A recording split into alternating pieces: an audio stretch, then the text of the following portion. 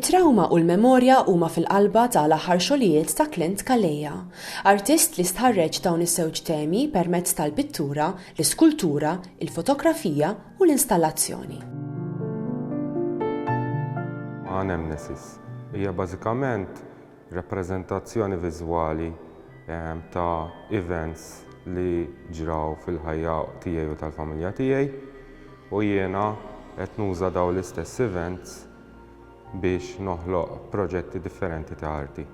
F'din il-wirja qed naraw kif Clint Calleja letteralment fetaħ beraħ tieqa fuq il-ħajja tiegħu. Hija wirja intima ħafna, profonda ħafna, marbuta ma' trawmiet li għadda minnhom matul ħajtu.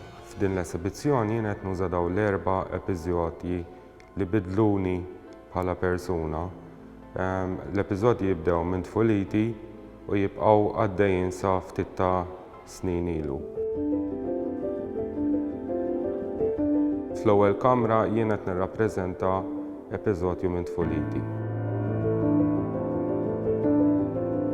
Tieni kamra jien qed nirrappreżenta l-effett li ħallit il-mewt Tommy fuqi u fuq il-familja tiegħi. Fit-tielet kamra jien qed nirrappreżenta nirien li kien hemm fil-blokka tiegħi fejn sfortunatament kien miet neighbor tiegħi u l-effetti li ħallit fuqi u fuq il-familja tan-neighbor tiegħi. U fl-aħħar kamra qed nirrappreżenta id-diabete tat-tifel tiegħi li ħarġitlu ta' 3 snin u ovvjament għandna il-ħajja kollha tagħna u tiegħu inġorru l-konsekwenzi tagħha.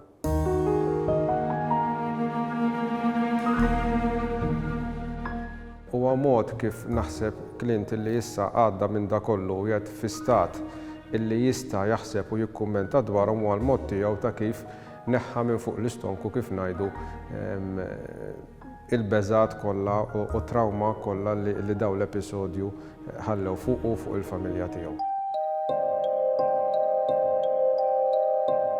Common denominator ieħor li nsibu minn kapitlu għal ieħor hija l-metafora tar-rose window. Il-rose window ħafna drabi jinsibuha fi knejjes qiegħda toħloq dak li huwa wow effect għaliex ovvjament huwa magħmula minn ħeġiġ ikkulurit li permezz tad-dawl naturali tillumina spazji sbieħ. Ħafna drabi qegħdin jirrakkontaw l-episodji rappreżentati stejjer ta' fidi.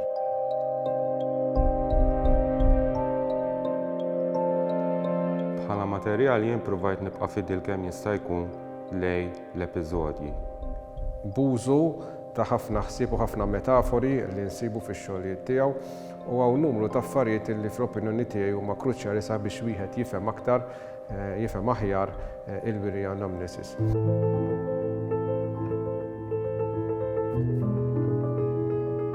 Wara daw l-events kemm jista' jkun żammejt oġġetti relatati mal-episodju. Hemm dawk li jissejħu pereżempju memory objects li huma oġġetti li għexu miegħu dawn it-trawmiet, nsibu bibien, nsibu affarijiet marbutin anke mal-mewt ta' ommu, nsibu blinds li kellu fid-dar tiegħu, illi dawn ir-relikwi ta' dawn l-episodji jisiru opri tal-arti li permezz tagħhom jista' jikkummenta. Pereżempju fit-tielet kamra jien żammejt il-bieb mimli nugrufun li kien ġod-dar tiegħi il-blinds ukoll li minn abjad ġew suwed minħabba n-nirien daw żammejt kollox.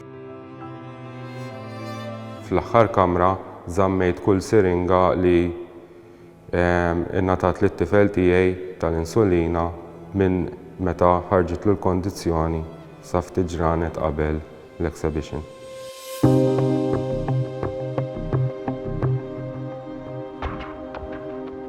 Fl-aħħar mill-aħħar hija autobiografija.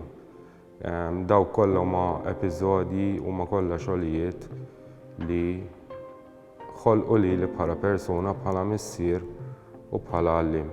Ġewwa proċess kreattiv mill-isbaħ li minkejja li dawn huma episodji negattivi hemm element ta' kreattività li huwa fl-aħħar mill-aħħar xi ħaġa pożittiva li ħoloq dan il-proġett ta' Anamnesis li wieħed jista' japprezza u jifhem aktar dak kollu li għadda Clint u l-familja tiegħu matul il-ħajja tiegħu.